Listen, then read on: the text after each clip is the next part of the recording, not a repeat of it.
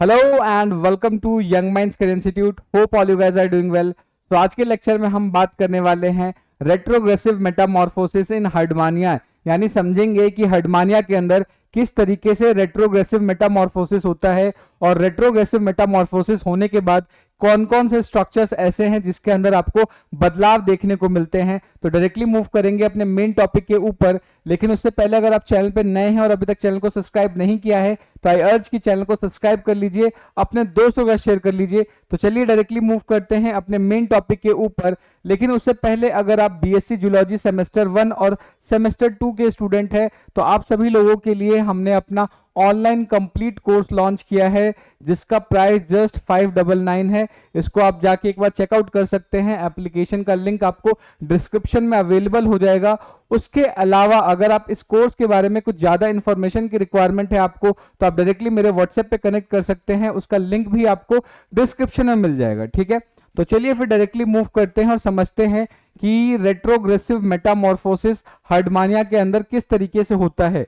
तो retrogressive Metamorphosis को समझने से पहले हमें कुछ चीजें पहले से पता होनी चाहिए जो ऑलरेडी मैंने आपको प्रीवियस लेक्चर्स के अंदर बता दिया था। अगर आपने वो वीडियो नहीं देखा है तो यार की एक बार जाकर जरूर देख लीजिए। लेकिन उससे पहले लिंक को स्टैब्लिश करने के लिए मैं आपको ये थोड़ा सा यहाँ पे एक्सप्लेन कर देता हूं। ठीक है, तो अगर मैं बात करूं हर्डमानिया की, अगर मैं हर्डमानिया की बात करूं तो आपको ध्यान रखना है कि हर्डमानिया के अंदर जो फर्टिलाइजेशन होता है वो बॉडी के बाहर होता है।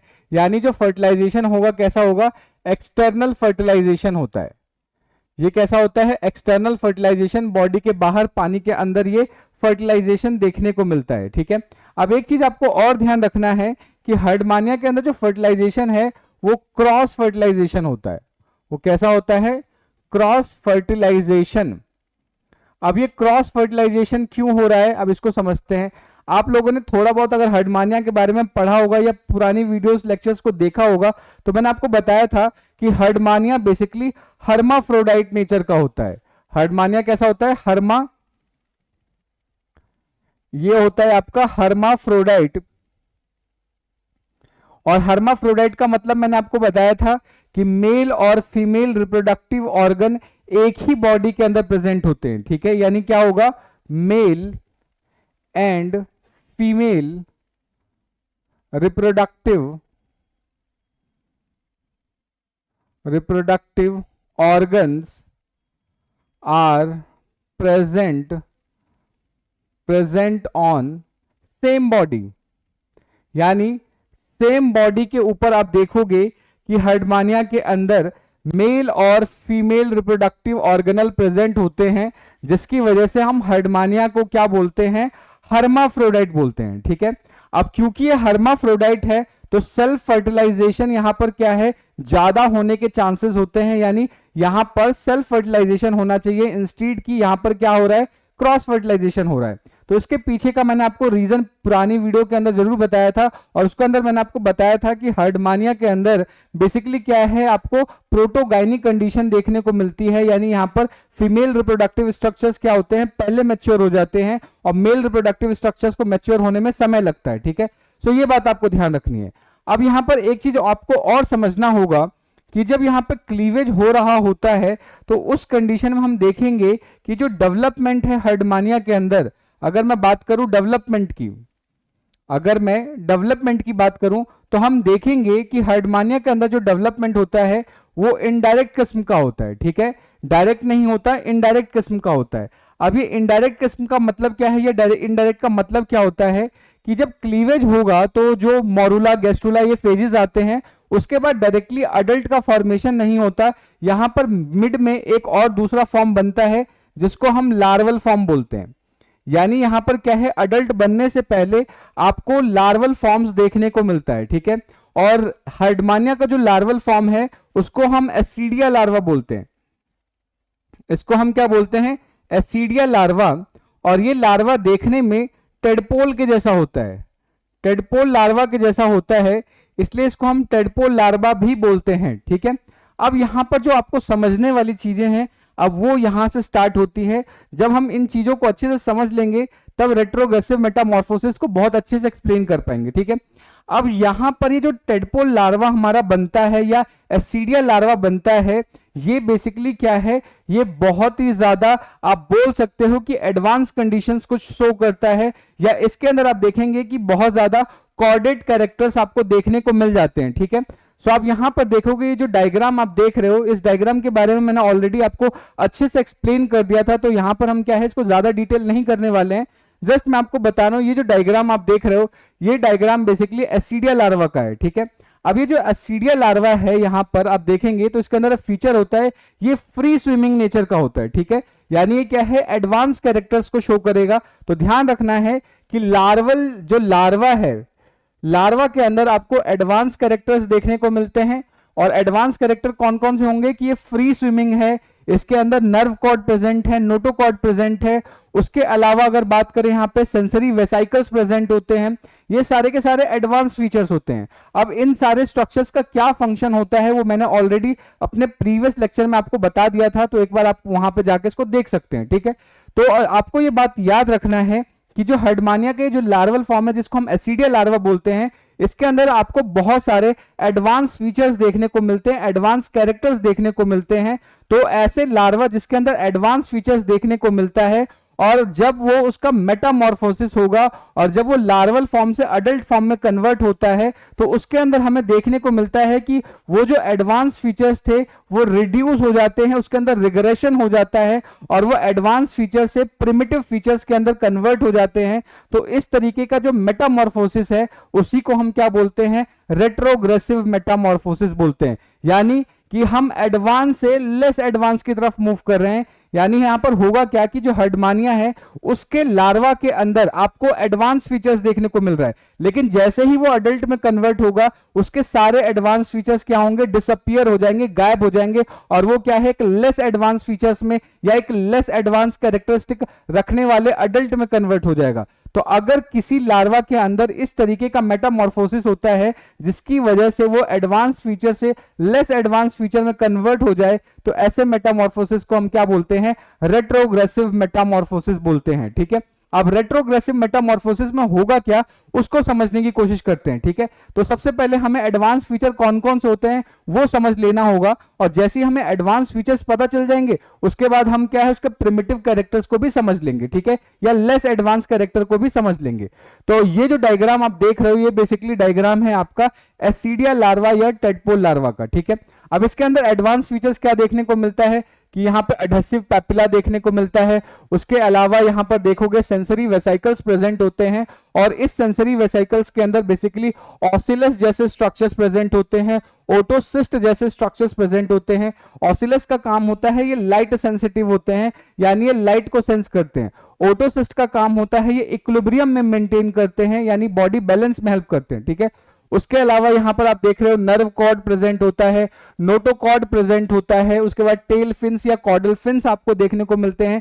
ये सारे एडवांस फीचर हैं। ठीक है, अब जैसे ही ये अडल्ट में कन्वर्ट होगा, ये जितने भी एडवांस कैरेक्टर्स इसके पास थे ये सारे के सारे गायब हो जाएंगे, खत्म हो जाएंगे। और जैसे ही ऐसा मेटामॉर्फोसिस जिसमें कोई लार्वा जो कि एडवांस फॉर्म में है और वो एक ऐसे अडल्ट फॉर्म में कन्वर्ट हो रहा है जिसके अंदर जो फीचर्स हैं वो लेस एडवांस है या प्रिमिटिव टाइप के फीचर्स है, इस तरीके के मेटामॉर्फोसिस को ही हम क्या नाम देंगे, रेट्रोग्रेसिव मेटामॉर्फोसिस बोलेंगे। ठीक है, अब यहां पर आपको एक चीज ध्यान रखनी है कि ये जो रेट्रोग्रेसिव मेटामॉर्फोसिस है बेसिकली 2 फेजेस में कंप्लीट होता है। यानी अगर हम हार्डमानिया की बात करें तो रेट्रोग्रेसिव मेटामॉर्फोसिस 2 फेजेस में कंप्लीट होता है। ठीक है, जिसमें से जो पहला फेज है उसको हम बोलते हैं रेट्रोग्रेसिव। फर्स्ट फेज क्या होगा, रेट्रोग्रेसिव फेज, और जो दूसरा फेज होता है वो होता है आपका प्रोग्रेसिव। दूसरा फेज जो होगा उसको बोलेंगे प्रोग्रेसिव फेज। तो ध्यान रखना है कि हर्डमानिया के अंदर जो रेट्रोग्रेसिव मेटामॉर्फोसिस है वो 2 फेजेस की फॉर्म में कंप्लीट होता है। पहला फेज है रेट्रोग्रेसिव फेज और दूसरा है प्रोग्रेसिव फेज। अब ये रेट्रोग्रेसिव फेज क्या होता है, रेट्रोग्रेसिव फेज नाम से ही पता चल रहा है कि यहाँ पे रेट्रोग्रेशन हो रहा है, यानी एडवांस फीचर्स की जो एडवांस फीचर है उनका डिसअपियरेंस होना स्टार्ट हो रहा है, जो एडवांस फीचर है वो गायब होते चले जा रहे हैं। ठीक है, तो जब एडवांस फीचर्स किसी भी ऑर्गेनिज्म के अंदर गायब होना स्टार्ट हो जाए और वो लेस एडवांस फीचर में कन्वर्ट होना स्टार्ट हो जाए, तो इस फेज को हम क्या बोलेंगे, रेट्रोग्रेसिव फेज बोलेंगे। तो रेट्रोग्रेसिव फेज में क्या होगा कि लार्वा के अंदर जितने भी एडवांस फीचर्स थे, जितने भी एडवांस कैरेक्टर्स थे, वो सारे कैरेक्टर्स को वो लूज कर देगा, खत्म कर देगा। ठीक है, लेकिन अगर वही मैं प्रोग्रेसिव फेज की बात करूं तो प्रोग्रेसिव फेज बेसिकली वो फेज है जहां पर लार्वा के अंदर कुछ ऐसे कैरेक्टर्स को बचाकर रख दिया जाएगा, या कुछ ऐसे कैरेक्टर्स हैं जो लार्वा के अंदर प्रेजेंट थे लेकिन अडल्ट में आने में वो क्या है और ज्यादा एडवांस फॉर्म में कन्वर्ट हो जाएंगे, क्योंकि वो कैरेक्टर्स अपने आप को लिविंग मेंटेन करने के लिए, अपने आप को जिंदा रखने के लिए बहुत ज्यादा एसेंशियल थे। तो ऐसे कैरेक्टर जो क्या है लार्वा में भी प्रेजेंट थे और अडल्ट में भी प्रेजेंट होंगे, लेकिन एडवांस फॉर्म में प्रेजेंट होंगे, क्योंकि उन कैरेक्टर्स की अडल्ट फॉर्म में रिक्वायरमेंट है सो दैट कि वो अपने आप को लिविंग मेंटेन कर सके। ऐसे फेज को हम क्या बोलते हैं, प्रोग्रेसिव फेज बोलते हैं। ठीक है, सो ये बात आपको अच्छे से याद रखनी है। तो इसी चीजों को हम क्या करेंगे, इस डायग्राम की मदद से समझने की कोशिश करेंगे और फिर लास्ट में क्या है, इन सभी चीजों को हम पीपीटी की मदद से सम अप कर देंगे। ठीक है, सो आई होप आपको यहां तक की चीजें अच्छे से समझ में आ रही होंगी। अगर फिर भी कोई डाउट बन रहा है, कोई सजेशन है, तो आप कमेंट करके बता सकते हैं। ठीक है, लाइक करना ना भूलें। चलिए तो फिर आगे बढ़ते हैं। तो सबसे पहले अगर हम बात करेंगे यहां पर रेट्रोग्रेसिव फेज। अब ये रेट्रोग्रेसिव फेज कैसे काम करता है इसको समझते हैं। ठीक है, तो जनरली आपने ये जो पीछे जो डायग्राम देखा यहां पर, इस डायग्राम में आप देख रहे हो कि ये जो आपका एसिडिया लार्वा है, इसके चारों तरफ ये जो इसके एंटीरियर एंड पे आपको एडहेसिव पैपिला देखने को मिलता है। ठीक है, अब ये इस एडहेसिव पैपिला की मदद से क्या करेगा, किसी सबस्ट्रेटम से अटैच करने की कोशिश करेगा, क्योंकि एडहेसिव वर्ड का मतलब ही होता है चिपकने वाला। ठीक है, तो ये जो एडहेसिव पैपिला है ये क्या करेगा, बेसिकली हेल्प करेगा, इनिशिएट करेगा, और ये जो एसिडिया लार्वा है इसको बेसिकली क्या करेगा, किसी सबस्ट्रेटम से जाके इसको अटैच करवा देगा। तो नेक्स्ट यहाँ पे जो डायग्राम आप देख रहे हो, यहां पर ये इस तरीके से जो एडहेसिव पैपिला है उसकी मदद से ये यहां पर जाके अटैच हो जाता है। लेकिन क्योंकि ये रेट्रोग्रेसिव फेज है, तो इस फेज में क्या होगा कि ये जो एडहेसिव पैपिला है ये गायब हो जाएंगे, ये डीजनरेट हो जाएंगे। तो पहली चीज कि एडहेसिव पैपिला गायब हो जाएगा। उसके बाद अगर आप यहां पर देखो तो ये टेल है, ये बेसिकली क्या है, टेल है। अब ये टेल के अंदर बहुत सारे ऐसे स्ट्रक्चर्स थे, जैसे कि हो गया नर्व कॉर्ड, हो गया नोटोकॉर्ड, हो गया, ये सारे स्ट्रक्चर्स भी क्या होंगे, यहां से डीजनरेट हो जाएंगे, खत्म हो जाएंगे। उसके अलावा जो कॉर्डल मसल्स हैं वो भी डीजनरेट हो जाएंगे। ये सारी चीज आपको याद रखनी है। उसके अलावा अगर हम बात करें यहाँ पे, तो सेंसरी वेसाइकल्स आप देख रहे हो जिसके अंदर सेंस ऑर्गन्स प्रेजेंट थे, जैसे कि अगर हम बात करें तो ऑसिलस हो गया या ओटोसिस्ट हो गया। तो सेंसरी वेसाइकल्स के अंदर जो ऑसिलस है, जो ऑसिलस एंड ऑटोसिस्ट था, ये भी क्या हो जाते हैं, डिसअपियर हो जाते हैं, गायब हो जाते हैं। ठीक है, तो ये बात आपको ध्यान रखनी है। अब हम समझते हैं कि ये जो रेट्रोग्रेसिव फेज है बेसिकली ये किस तरीके से मेटामॉर्फोसिस होता है उसको समझने की कोशिश करते हैं। यानी जब ये जो लार्वा है आपका एसिडिया लार्वा है, जब इसका फॉर्मेशन होता है तो उस कंडीशन में बेसिकली क्या होगा कि कुछ घंटों तक ये जो एसिडिया लार्वा है ये पानी के अंदर फ्री स्विम करना स्टार्ट करते हैं, और उस समय ये किसी भी तरीके का फीडिंग नहीं कर सकते, किसी भी तरीके का भोजन ग्रहण नहीं कर सकते। और ऐसा क्यों होता है, क्योंकि इनके पूरे बॉडी के ऊपर ट्यूनिक की कवरिंग प्रेजेंट होती है।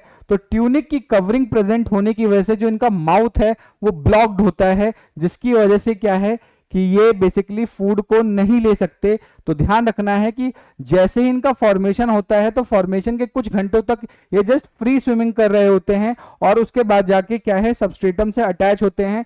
उसके बाद जो इनका एडहेसिव पैपिला है, उसके बाद इनका जो अगर हम बात करें टेल के अंदर जो नर्व कॉर्ड्स थे, उसका नोटोकॉर्ड्स था, ये सारी चीजें डीजनरेट होना स्टार्ट होती हैं। ठीक है, उसका सेंसरी वेसाइकल्स ये भी डीजनरेट होना स्टार्ट हो जाती हैं। ठीक है, अब क्योंकि ये जो पूरा का पूरा जो फ्री स्विमिंग लार्वा है ये अब अटैचमेंट हो चुका है, यानी ये सबस्ट्रेट से अटैच कर रहा है। ठीक है, लेकिन ये जो एडहेसिव पैपिला है ये तो गायब हो चुका है, डिसअपियर हो चुका है।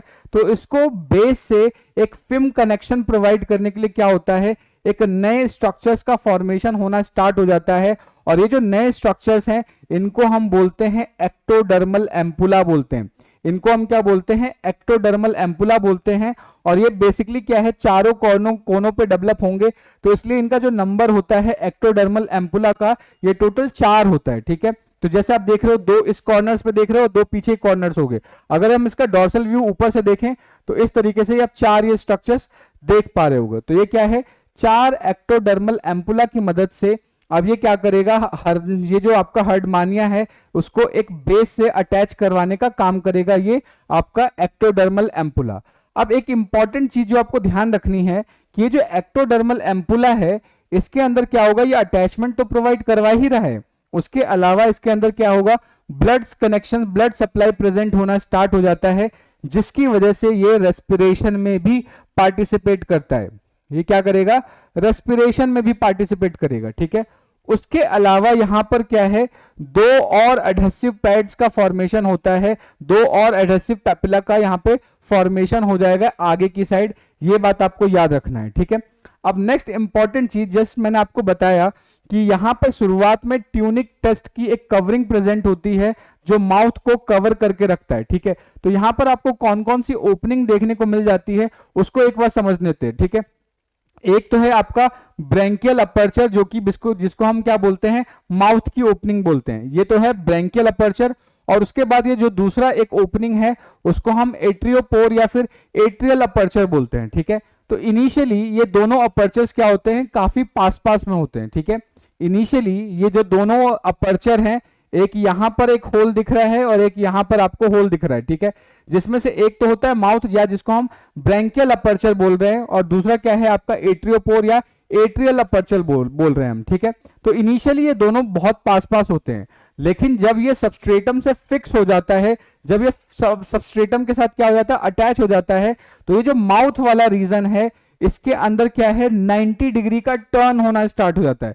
यानी जो माउथ पहले नीचे था वो 90 डिग्री टर्न करता है। ठीक है, ये बात आपको याद रखना है, 90 डिग्री टर्न करेगा। और टर्न करने के बाद बेसिकली क्या है, आप देखोगे कि पहले ब्रैंकियल अपर्चर यहां पर था, अब ब्रैंकियल अपर्चर अब ये ऊपर की तरफ आ चुका है। तो ब्रैंकियल अपर्चर अपनी पोजीशन शिफ्ट कर लेता है, जिसकी वजह से अब क्या होगा कि जो पहले एट्रियल अपर्चर पहले इधर था, अब वो कहां आ चुका है, इधर की तरफ आ चुका है, ये एट्रियल अपर्चर। ठीक है, अब इंपॉर्टेंट चीज जो आपको ध्यान रखनी है कि यहां पर जो नर्व कॉर्ड था, नोटोकॉर्ड था, वो तो क्या डीजनरेट हो चुके हैं। तो जो डीजनरेटेड नर्व कॉर्ड है वो बेसिकली क्या है, एक अलग स्ट्रक्चर्स का फॉर्मेशन करता है, और ये जो स्ट्रक्चर है इसको हम न्यूरल ग्लैंड्स बोलेंगे। ठीक है, या न्यूरल डक्ट्स बोलेंगे। तो ध्यान रखना है कि जो आपका जो नर्व कॉर्ड था वो जो डीजनरेट होकर क्या बनाता है, न्यूरल डक्ट्स का फॉर्मेशन करता है, और ये न्यूरल डक्ट्स की जो पोजीशन होती है वो कहां होता है, ब्रैंकियल अपर्चर और एट्रियल अपर्चर के बीच में प्रेजेंट होता है। ये बात आपको याद रखना है। ठीक है, उसके अलावा अगर हम देखेंगे, क्योंकि इसके ऊपर का ट्यूनिसिन टेस्ट वो गायब हो चुका है, ट्यूनिक जो लेयर था वो तो इसके ऊपर से डिसअपियर हो चुका है। अब जैसे ही वो लेयर डिसअपियर हो जाएगा, होने के बाद ये जो माउथ है वो ओपन हो चुका है। अब जब माउथ ओपन हो चुका है तो अब यहां से क्या हो जाएगा, फीडिंग की जो एक्टिविटी है वो स्टार्ट हो जाएगी। ठीक है, अब फीडिंग एक्टिविटी स्टार्ट होगी तो माउथ से फेरिंग्स यहां पर क्या होता है, थोड़ा इनलार्ज होता है, बड़ा होता है। और इसके अंदर अगर हम बात करें तो अगर पीछे की तरफ देखें लार्वा के फॉर्म में, तो लार्वा के अंदर आप देखोगे कि यहां पर कुछ इस तरीके के स्ट्रक्चर्स देखने को मिलते हैं। ठीक है, ये जो स्ट्रक्चर्स हैं जो आप यहां पर, जिसको हम स्टिग्माटा बोलते हैं। ठीक है, यहां पे इस तरीके से जो लाइंस देख रहे हो इनको स्टिग्माटा बोलते हैं। ठीक है, इनिशियली ये जब लार्वा की फॉर्म की बात करते हैं तो उसके अंदर 6 होते हैं, लेकिन जैसे ही अडल्ट में कन्वर्ट हो जाते हैं इसके नंबर काफी बढ़ जाते हैं। ये बात आपको याद रखनी है। ठीक है, उसके बाद यहां पर फिर क्या है, लिवर का फॉर्मेशन आपको देखने को मिल जाता है, अडल्ट के अंदर लिवर बन जाता है। और ये फिर पूरा का पूरा जो एलिमेंट्री कैनाल है, जो एनस है, वो डायरेक्टली क्या है, इसके एट्रियल वाले चैम्बर में ओपन होता है, एट्रियल कैविटी में ओपन होगा और यहां से ये बाहर की तरफ निकलता है। ये बात आपको याद रखनी है। सो यहां पर जितने भी एडवांस फीचर्स थे वो सारे के सारे क्या होते हैं, डिसअपियर हो जाते हैं। तो जब एडवांस फीचर सारे जब गायब होंगे तो उस प्रोसेस को या उस फेज को हम नाम देंगे रेट्रोग्रेसिव फेज। और जहां पर कुछ नए स्ट्रक्चर्स का फॉर्मेशन होता है जो कि लिविंग्स के लिए एसेंशियल होता है, उसको प्रोग्रेसिव फेज बोलेंगे, ठीक है। जैसे कि माउथ की स्टार्टिंग होना, न्यूरल डक्ट्स का बनना, उसके बाद अगर हम बात करें लिवर्स का फॉर्मेशन होना, ये इसके बाद हार्ट हो गया, या फिर अगर एंडोस्टाइल्स की बात करें, ये सब सारे किस में आ जाते हैं, प्रोग्रेसिव फेज में आ जाते हैं। सो इस तरीके से पूरा का पूरा जो मेटामॉर्फोसिस है वो कंप्लीट होता है, ठीक है। सो आई होप आपको ये वीडियो अच्छे से समझ में आ गई होगी। अगर फिर भी कोई डाउट बन रहा है, कोई सजेशन है, तो आप कमेंट करके बता सकते हैं। अब क्या करेंगे, इन सभी चीजों को हम एक बार पीपीटी की मदद से भी समझने की कोशिश करते हैं, ठीक है। तो अगर हम बात करें तो रेट्रोग्रेसिव मेटामॉर्फोसिस क्या है, एक ऐसा प्रोसेस जहां पर जो अडल्ट स्टेज सिंपलर होता है एंड मोर डिजेनरेटेड होता है देन लार्वल स्टेज से, यानी लार्वल स्टेजेस के पास ज्यादा एडवांस कैरेक्टर होंगे, ठीक है, ध्यान रखना है। अगर हम एग्जांपल्स की बात करें तो हमें असीडियन लार्वा के अंदर देखने को मिल सकता है, या उसके अलावा जो पैरासिटिक क्रस्टेशियन है जैसे सेक्युलिना, उसके अंदर ये आपको देखने को मिल सकता है, ठीक है। प्रोग्रेसिव मेटामॉर्फोसिस का मतलब है कि यहां पर क्या होगा, जो अडल्ट होगा वो लार्वा से एडवांस होगा, ठीक है, ये बात आपको याद रखना है। So the common type where less develop larva changes into advance adult, जैसे कि फ्रॉक्स हो गया, बिलानोग्लॉसस हो गया, इसके अंदर आपको प्रोग्रेसिव मेटामॉर्फोसिस देखने को मिलता है, ये बात आपको याद रखना है। अगर हम हर्डमानिया की बात करें तो इसके अंदर बेसिकली रेट्रोग्रेसिव मेटामॉर्फोसिस देखने को मिलता है, जो दो फेजेस में कंप्लीट होगा, एक होगा रेट्रोग्रेसिव फेज और दूसरा क्या होता है, प्रोग्रेसिव फेज, ठीक है। तो ये बात आप याद रखेंगे। उसके अलावा अगर हम रेट्रोग्रेसिव चेंजेस की बात करें तो रेट्रोग्रेसिव चेंज क्या है, जहां पर जो एडवांस फीचर्स हैं वो गायब हो जाएंगे, डीजनरेट हो जाएंगे, ठीक है। तो इसके अंदर अगर हम बात करें तो क्या क्या डीजनरेट हो जाएगा, टेल हो जाएगा, कॉर्डल मसल्स हो सकते हैं, नर्व कॉर्ड हो सकते हैं, नोटोकॉर्ड्स हो सकते हैं, सारी चीजें डिसअपियर हो जाएंगी, ठीक है। उसके बाद जो एडहेसिव पेपिला है और लार्वा का जो सेंस ऑर्गन्स है जैसे कि ऑसिलियाई एंड ओटोसिस्ट, ये भी गायब हो जाएंगे, ठीक है, या लॉस्ट हो जाएंगे, ठीक है, ये बात आपको याद रखना है।